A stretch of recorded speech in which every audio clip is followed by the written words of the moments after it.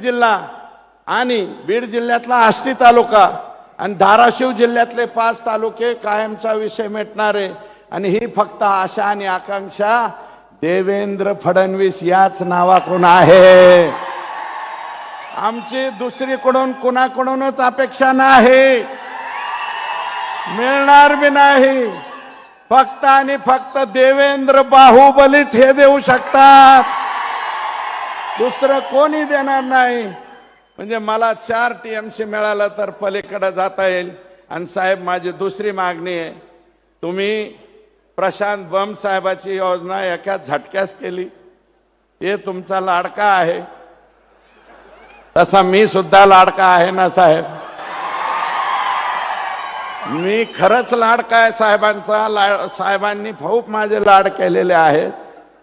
मला 3.57 टीएमसी पाणी शिरूर आणि पाटोदा तालुक्याला द्या, म्हणजे झालं त्या आणि ते बी जायकवाडीतनं द्या साहेब।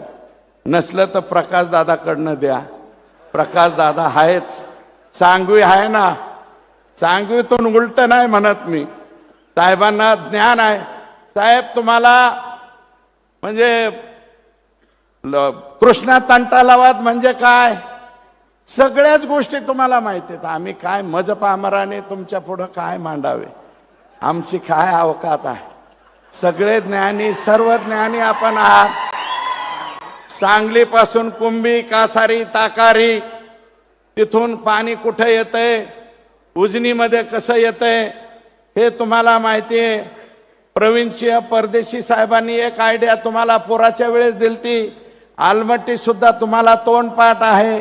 मी काय सांगू तुम्हाला, तुम्ही आणि ठरवलं आणि एसीएस साहेबांना ऑर्डर दिली की माझी तेवढी योजना झाली असं मी मानतो।